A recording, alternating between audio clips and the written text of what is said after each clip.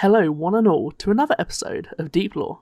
Today we are diving into the world of science fiction, Richard Shaver and cryptids living in the earth, all from the comic series Amazing Stories. Amazing Stories was a monthly publication that would share stories sent in by various writers, all revolving around some sort of sci-fi element. Amazing Stories originally began printing in the very early 1900s and became very popular very quickly. Topics would range from fictional stories of evil demons controlling people to giant spiders who catch unknowing travellers in their webs before consuming them, all typical 1900s fantasy tropes. In 1943, the creators of Amazing Stories received a letter from Richard Sharp Shaver. The letter contained an ancient language that Richard Shaver had discovered, which he called Mantong. He claimed that this was the core that all languages on Earth were derived from. Richard explained that in Mantong, every sound, when spoken, has a hidden meaning, and using a formula that Richard included, you could decipher the true meaning of any word from any language on Earth and discover the ancestry behind it. It was the alphabet of the cosmos and the angels, and definite proof of the Atlanteans, Richard claimed. The man that received the letter, Howard Brown, remarked about how crazies will believe anything, and threw the document in the bin. Another editor, Ray Palmer, didn't follow Howard's belief, and decided to retrieve it from the trash. He used Richard's formula against a variety of different words before he discovered that Richard might be onto something, as the formula seemed to make sense. Ray Palmer sent a letter back to Richard Shaver and requested a more in-depth answer to his history, where he found this alphabet, and other topics he claimed to have knowledge of. I'll give you a brief history of Richard Shaver's early life, and I mean brief because very little is known about him before 1943, other than a few details. He was born in Pennsylvania in 1907. There is no knowledge of his upbringing, but he claimed to have first discovered Mantong and learned about his previous life in a mythic prehistoric civilization known as Lemuria, while he was working in a factory in 1932. On an otherwise normal workday, he started to notice that one of his welding torches he used when working began to allow him to hear the thoughts of his fellow workmates. This then passed as he started to hear a telepathic recording of a torture session conducted by a malign entity in the caverns deep within the earth. Not knowing how to feel about these messages he received, Richard said he quit his job and wandered from town to town as a hobo for a while. 2 years after, in 1934, he was sectioned in a mental hospital with no obvious diagnosis. Richard's trail then goes cold until the document to Amazing Stories in 1943.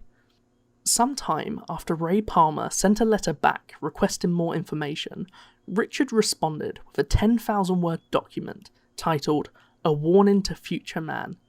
The document goes in very different directions, but I'll try to summarise it.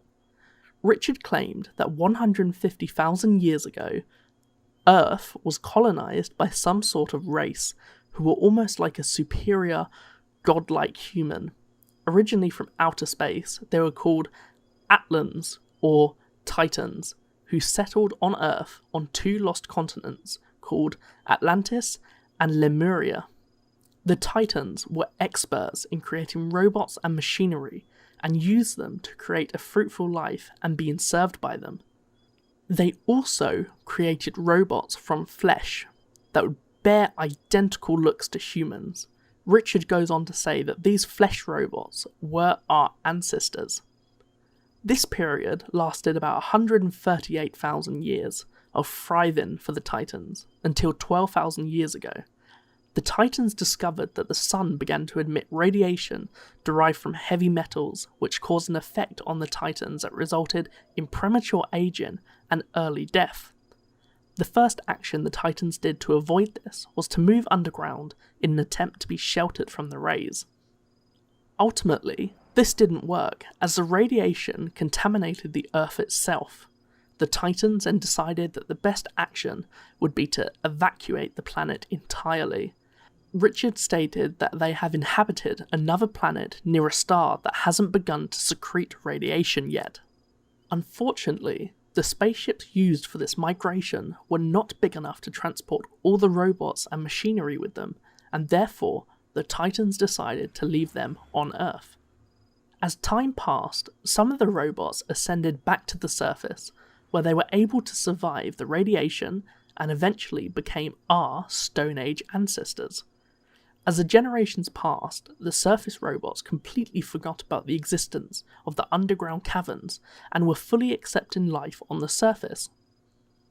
The robots that stayed underground still managed to survive and reproduce, however, they were unable to adapt to the radiation in the rocks around them and began to transform into a deranged race of psychotic dwarfs. They became what is known as detrimental robots, or Dero for short. Some managed to avoid becoming Dero, and they made attempts to thwart the Dero's actions, but they were largely unsuccessful. These were called Terro. The Dero began to use all the space-age machinery that was left by the Titans for evil purposes. They managed to change machines that were meant to be designed for helping into machines for torture. They were able to watch any part of Earth, read minds, and teleport from different locations. They could create impeccable illusions and induce a rage within the surface dwellers that would cause them to kill whatever they see when they heard the voices from the underground. These Dero were the worst of the worst, doing anything to cause pain to the surface dwellers. From small acts like fires, car crashes, and shipwrecks, to far larger actions.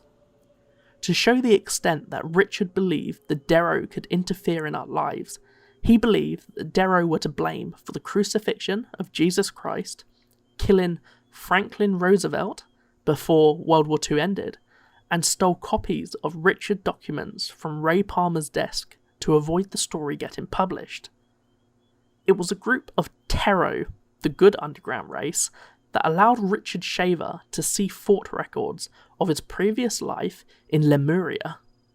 Ray Palmer edited Shaver's writings so he could publish it in Amazing Stories, increasing the word count from 10,000 to 31,000. However, he insisted he kept the story as true as it was when he first read it.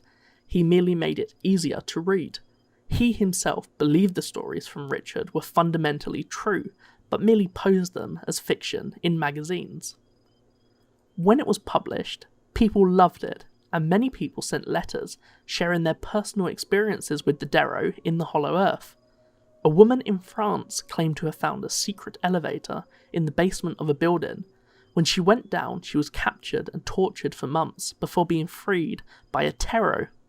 Ultimately, while Richard Shaver's work first increased the sales of Amazing Stories, the fans began to get tired of what they thought was just low-effort fiction, and demanded for it not to be published anymore. Palmer had a disagreement with Howard and eventually left the company. Richard Shaver went quiet. There were further films, documentaries, and books in the 1950s in which people attempted to summarise Shaver's writings, but no actual input of Richard himself. In the 1960s and 1970s, Richard made it his goal to find physical evidence of the races.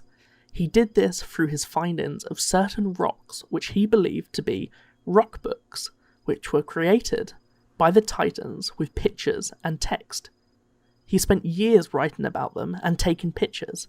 He used coloured ink on the pictures to show exactly what he wanted the reader to see, much like in videos these days where someone would use a red pen to draw the face.